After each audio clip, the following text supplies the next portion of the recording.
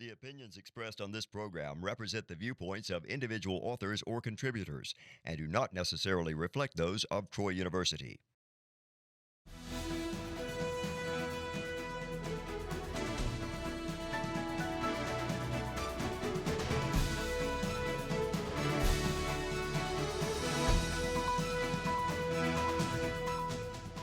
Welcome to EconVersations.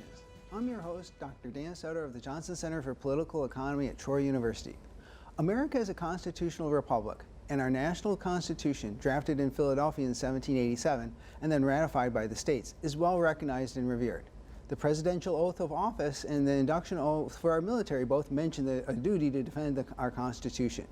Well, states have constitutions as well, although they are not as prominent in our public discourse as our national constitution.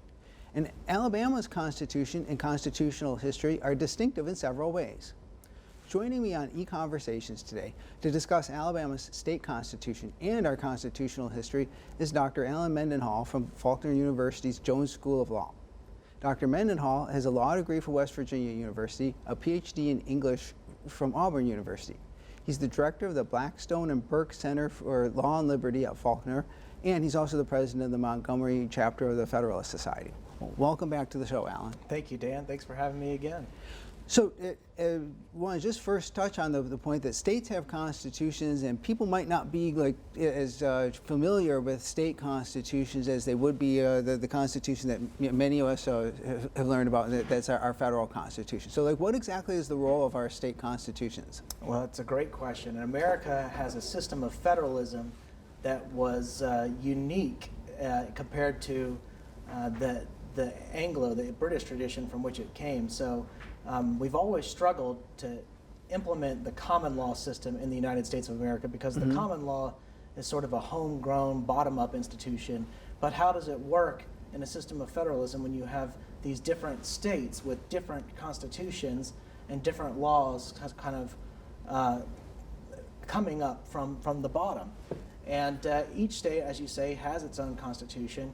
They're all a little bit different, but they primarily have the same components. So you're going to see separation of powers in all of them, an executive and a legislative and a judicial branch is common to all of them. So they all somewhat resemble the United States Constitution, but in fact a lot of them protect even greater freedoms and liberties than the United States Constitution did, at least prior to the Bill of Rights.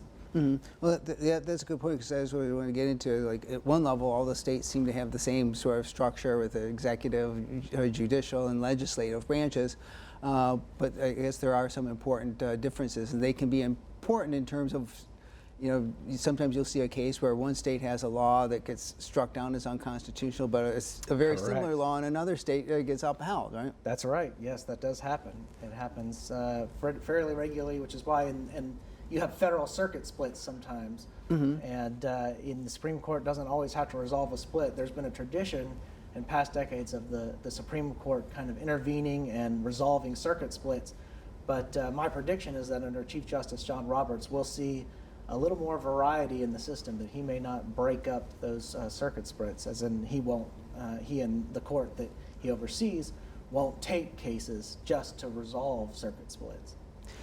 And another thing that's different between many of the states and the federal government is that we've had one federal constitution since 1787. I guess technically you could say that our nation's had two constitutions, the Articles of Confederation before that. But we've had really pretty much from the time we had the president, 1787 on, we've had one constitution at the federal level, but states have replaced their constitutions, right? Yes, that's right. And in fact, Alabama is the perfect example of that. We've had 6 constitutions. This is the current Constitution right here, and I've got it in 2 volumes, and this volume doesn't even have all of the amendments in it. So by my count, we're up to 946 amendments, which makes our Constitution 12 times longer than any other state constitution. It makes it 44 times longer than the U.S. Constitution. India's Constitution is considered the longest constitution in the world, and ours is only it is only a third of the length of ours. So that's how long our Constitution is. A lot of people say the Alabama Constitution is the longest constitution in the world. I don't know whether that's a fact, but I haven't seen anyone demonstrate that there's a longer Constitution. 90% of this Constitution consists of amendments, and so it is truly a long and unique Constitution. Now, the constitutions you're pointing to here, we got 1819. That's when Alabama first became a state. That's when we had statehood. The capital was up in Huntsville temporarily. Then it was moved to Cahaba. Didn't go to Montgomery until 1846. But then we have the 1861, which was the secession Constitution. As you can see, we have 1865 and 1868. Those are the two Reconstruction Constitutions. Then we have the 1875 Constitution, which tried to undo some of the things that were put into place under the Reconstruction Constitution. And then, of course, we're at today's Constitution, which is the Constitution of 1901. Now, those Reconstruction Constitutions, in particular, between 1865 and 1868, you had elements that disenfranchised a lot of white voters in order to, I mean, you had the Republican Party in power. This was the party of Abraham Lincoln. And under Reconstruction, the idea was to basically re-educate and to put under military control these former Confederate states. And so that's what was going on in those Reconstruction amendments, constitutions. And by the time you get to the 1875 Constitution, you've got new people in power, or you've got the Reconstruction's done, and you've got what becomes known as the Bourbon Democrats taking control. This is not bourbon like the drink. This is bourbon as in like the French Bourbons who wanted to restore political society from prior to the French Revolution. It's a similar idea. They wanted to restore society to the pre-Civil War state that it was in. So these Bourbon Democrats try to, well, first, they try to disenfranchise black voters, but under the 1875 Constitution, they realized that there's still so much federal oversight that there are things they're not going to accomplish. They don't actually get to fully realize some of these efforts at disenfranchisement until the Constitutional Convention is called in 1901 for the 1901 Constitution, and that's when you sort of see these efforts at disenfranchisement realized. Some of them. Now, I believe you've mentioned to me that your center at Faulkner is going to have a symposium this fall to sort of discuss or celebrate Alabama's 6 constitutions. Right? Well, it's not a celebration or a commemoration. It's just a symposium on Alabama's constitutions. We're going to have historians, political theorists, judges participate, and it will be part of the bicentennial. And we're going to look at the constitutions and consider different elements of it. Bill Stewart from the University of Alabama is a well-known historian, an expert on the Alabama Constitution, has authored a couple of textbooks on the Alabama Constitution, which has been amended so frequently and so much that those textbooks are already kind of dated. Yeah. So somebody needs to step in and fill Bill Stewart's shoes and kind of update those textbooks. But yeah, that will be October 30th, which I believe is a Wednesday. It will take place in the State Archives building, downtown Montgomery. And it will be a day-long event. And as I say, we'll have different panels throughout the day. Lawyers will be able to get CLE credits, but it's open for the public. It's open for anybody. I would encourage teachers to take students. I know it'll be during the school hours, but perhaps you could arrange a field trip. And I think there will be some kind of education credits that teachers can get as well for attending. So you mentioned the amendments, and I want to touch on that because that's another way in which the Alabama's state constitution differs from the federal constitution. Our federal constitution has been amended, I think, 27 times in 230 years. Alabama's constitution, I guess, I know we're over 900. Definitely over 900. Yeah. And so there's a very, over a period of just like 120 years. So we have a very different rate of amendments. How can we explain why it is that our federal constitution amended so few times, but the Alabama Constitution so frequently amended? Well, part of it, I think, is just it's more difficult to to amend the U.S. Constitution. I mean, one way of amending the U.S. Constitution is through an Article 5 Convention of the States, and that's provided for, obviously, in Article 5 of the Constitution, but it's never happened. We've never had a constitutional amendment that way. The other way is to get the 2/3 majority of the House and Senate to support the amendment, but then you've got to send it to the states for ratification, so then you have to get the states to ratify it. It's a difficult process, and it's made to be a difficult process. Right. It's meant to be, the Constitution is meant to be something that's difficult to amend. The Alabama Constitution is a little easier to amend. You can either call for the House and Senate can either call for the Constitutional Convention by majority vote, or you could get the majority of both the House and the Senate to pass an amendment and put it on a ballot for people to vote on, and that's the way we see it all the time. It seems as though every time we're going to the polls, we see a new amendment that we're going to be voting on. But another reason for this is the issue of home rule.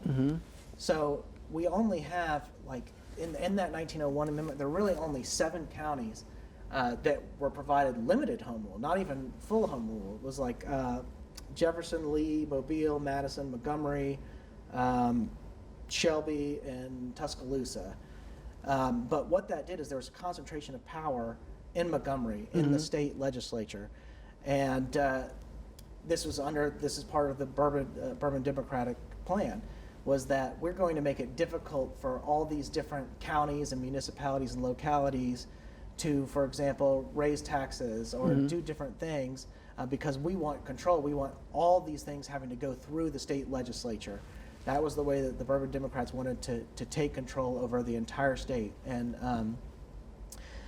So as a result, if you have, you have different counties wanting to do different things, to raise money or do whatever, and they have to go through the Alabama legislature in order to pass these local laws. So that's why we have so many local laws in the Alabama Constitution, in our amendments.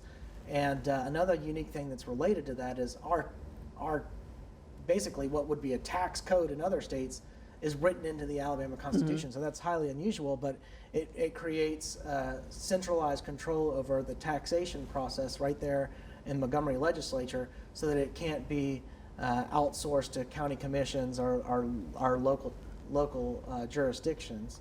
Let's get into this idea of home rule a little bit, because one thing that people might not be aware of is, like, cities or municipalities have a legal structure to them, and that legal structure really sort of flows out of a state constitution in most cases. So, what you're talking about is that Alabama has different rules, really, sort of for establishing cities or what cities can do under our Constitution relative to other states, right? Yeah, that's correct, and same with counties and county commissions. And most people don't realize this, but municipalities are created as corporations. They're corporations with sort of the character of the state, and they're given sort of powers of government, delegated those powers, let's say, by the state. So they're different entities from counties, but you're correct in that in Alabama, these entities have limited control. They're not sort of sovereign, and I hesitate to use that term because they're not sovereign really in any state. They're all part of the state, but in most places, counties can control their local governments with much more ease and with much more let's say latitude than they can in Alabama. They don't enjoy as much power as they do. And this also relates back to the whole issue of federalism that we talk about between the federal government and the states. But we also have a system of 3 levels, at least 3 levels of government, with cities being another element. And from an economic standpoint, we often talk about the competition between jurisdictions or the ability of cities to act a little bit, almost entrepreneurially and have local powers to take care of local issues. and it also impose local taxes, so that and that allows a lot of diversity across cities. It does. But cities have to have a lot of authority, have to have more authority to be able to sort of do that, right? That's correct. Yeah, that's the authority that they generally lack under the current 1901 Constitution. There have been a lot of efforts to reform the Constitution. Alabama Citizens for Constitutional Reform, among other groups, have tried for years to either call for a constitutional convention or to revise the Constitution in different ways. And it's still a conversation that's ongoing. The United States of America has the sort of the longest ongoing operative constitution in the world, and as far as duration. People look at that and they look at constitutions that generally are of longer duration, and they say, well, these constitutions typically enshrine general principles of law. They provide a basic framework for government within which there's some play and within which there's some ambiguity that gets resolved through the court systems or through different statutory laws that are enacted over time. So it'll be interesting to see what the longevity of the Alabama Constitution is. Again, I'm referring to duration and not length. We know that it's a beast of a document, and we'll just have to see whether it continues to grow or whether the state will eventually call a constitutional convention or something to that effect and end up revising the Constitution. Now, one thing you mentioned the fact that the federal Constitution has been amended so few times, but there could be one approach to thinking of the role of constitutions under which we could say, like, well, maybe the federal Constitution hasn't been amended enough. That maybe if we took like an idea known as enumerated powers more seriously, the problem is, well, the federal Constitution hasn't been amended enough. Let's get into this idea of yeah. So there's an argument that you could say that there are certain things that let's just hypothetically say it's Congress. That's the branch of government we'll choose. That the Congress isn't authorized to do X, and for it to do X, it really there ought to be a constitutional amendment that enumerates the powers, that names the powers. You see this, I think, as a growing problem in the administrative state, which I take to be almost a fourth branch of government. That so you've got your executive, your legislative, and your judicial branch. Well, then you have these state agencies that exist over here, and they're creatures of legislation. So they're created by Congress, but they operate under the executive branch, but they have their own court systems. They have their own head of the agency that operates as an executive, and then they promulgate all these rules and regulations. And so they even have a legislative function. So they're like miniature governments, and they continue to grow, and they don't have a lot of accountability because Congress actually kind of likes to have these things going out of control. Like even if let's say you're a conservative that wants to complain against overregulation, well, now you have something to point to. You've got the EPA or whatever it is, and you can attack them, but without any accountability whatsoever. And so it gives you something to blame. But meanwhile, these things have grown, and there are a lot of questions about whether the rules and regs they're passing have the force of law, whether they're constitutional. And these are new issues that we're going to be dealing with. I suspect we're going to be seeing a lot of Supreme Court opinions on this in the near future, given people like Neil Gorsuch, who is on the Supreme Court now, who feels pretty passionately about reining in the administrative state. So we'll be presented with new issues regarding those. Well, just in terms of amending the federal Constitution, and I remember during the debate over the Affordable Care Act, somebody asked Nancy Pelosi and say, like, where's the constitutional authorization for us to do something like this?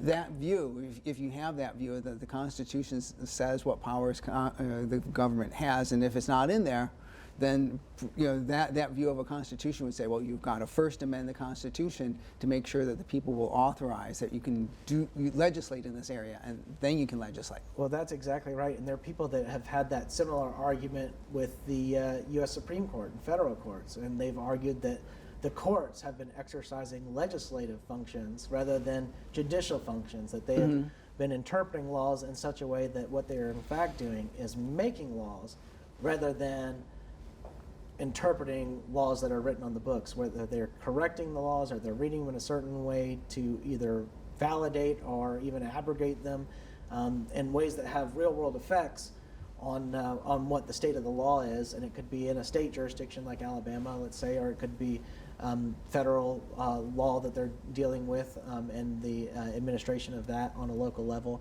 But at any rate, there's that conversation as well. Yeah. We mentioned some of the elements, because I think another distinctive element of Alabama's Constitution is that we have very strict tax limitations that are built into the Constitution. That's right. Our top income tax rate is set in the Constitution. Our top property tax rate, and I think also the base for the property tax, is set in the Constitution. And that's very distinctive, isn't it? It is very distinctive. Yeah, it's very distinctive. I don't know, and I'm no expert in state constitutions. I'll say that, but I don't know of other states that have something quite like that. As I mentioned earlier, home rule is not as strong of an issue, is not as big of an issue in other states, and certainly not aware of any state that has what essentially would be the tax code written into the Constitution. I mean, a Constitution typically addresses more general principles and provides the blueprint for government, but doesn't micromanage the way ours does. And that's certainly shaped politics, because over the last several years. Like for instance, in 2019, the governor called a special session to try to raise the gas tax, but we didn't try to raise the income tax. Although over the last several years, which the general fund of our state budget has been under so much pressure, and neither of our governors at any points have actually gone ahead and suggested, let's have a constitutional amendment to raise that top income tax rate so that we could raise the income tax. They've pursued other means of trying to raise revenue. Yeah, amending the Constitution or calling a constitutional convention would be a controversial thing. I think anytime you're talking about something so major as that, it's going to be controversial. So most political leaders don't want to wade into that kind of controversy, first of all. And then there are a lot of people that like the way the tax structure is set up, a lot of businesses that feel that they're advantaged by it. And so there are political pressures there, I'm sure, preventing people from taking up these kinds of matters at that level. Well, our current Constitution in Alabama stems from 1901, and we would really be remiss if we didn't mention the fact that this Constitution was adopted in 1901 really for very much racist purposes, right? Yeah, I don't think you can't talk about the Constitution of 1901 without discussing that element of it. John B. Knox, who was the president of the Constitutional Convention, basically said that the purpose of meeting for this Constitutional Convention is to institute a system of white supremacy, and there's just no way around the fact that that's motivating a lot of the Constitution. So how was that accomplished? Where does that evident? Well, Section 181, you had literacy tests for voting. There were property qualifications that you had to have for voting. There were Section 194 had a poll tax, and that prevented people from turning out to the polls. Section 102 prohibited interracial marriage. Section 256 had called for segregated schools, so you had segregated school systems. So all these issues, and these all were either overturned or abrogated or nullified or negated or whatever verb you want to use through federal law over time. So the literacy test and poll tax, that was all done with the Voting Rights Act. Loving v. Virginia, after Loving v. Virginia, the ban on interracial marriage is unconstitutional. Brown v. Board of Education ended segregation in public schools. Even the system where I talked about earlier, where every county had just one senator and one representative, so that there was disproportionate power given to rural communities, so that even that was done away with through cases in the 1960s, cases like Baker v. Carr and others. And so some of the racist elements of the Constitution have basically been rendered inoperative. But the language is still there. The language is still problematic. It's still embarrassing that it's there. Yeah, so I mean, in one sense, as you mentioned, like the racist elements of the Constitution are no longer in effect, but I guess they are still printed in the books there, although they are inoperative at this point. Right. Yeah, and there have been movements and calls to go through and delete or revise the racist language in there to varying degrees of success and to varying levels of reception among people that would have the power to do such a thing. I think some people are concerned that changing something that's inoperative will really doesn't do anything because it has no practical change.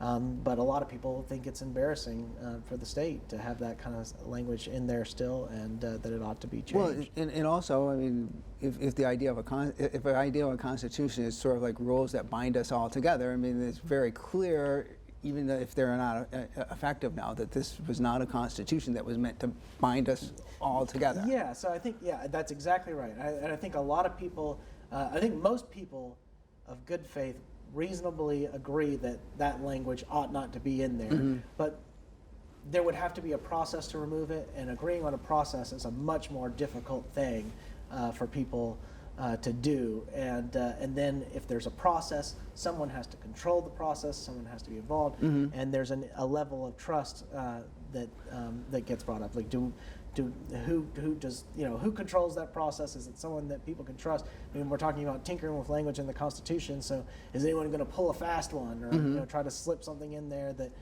might have an operative effect? And so you get into those kinds of issues as well. Right. It's a really difficult problem. There aren't easy solutions to it. And clearly, a convention that went beyond the scope of what it was supposed to do is not without precedent, because the Philadelphia Convention was supposed to amend the Articles of Confederation to decide to do something else, right? That is exactly right. And I mean, it also sort of shows that the difficulties of trying to come up with a new constitution or alter it in a large fashion like that is part of it. The reason it's there is that these are rules, these are fundamental rules that help sort of form our expectations in society. They form really the backbone. And so when you start to think about changing those rules, you're changing a lot of people's, a lot of expectations, a lot of plans are built around those rules, and that's just part of what's going to make it so difficult to try to adopt a new constitution, right? That's correct, yeah. And if you look at the different articles, so the Constitution is separated into articles.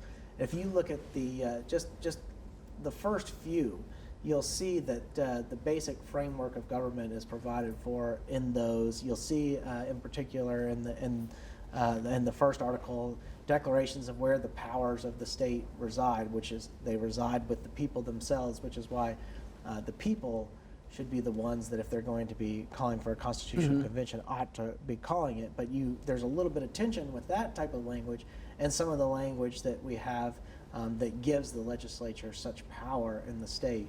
And in fact, the amendment process itself originates chiefly at the legislature here, and not necessarily the people. There's not a citizens referendum that gets called. That process begins through political pressure. Yeah, the people can put political pressure on the legislature, but that process really originates with them. Well, thanks for coming on and talking about these issues. They're very fascinating, and it's something I think all Alabamians need to be aware of, the important role of our state constitution. And so thanks for coming on, and thanks for joining us. Join us again next time for another EconVersations.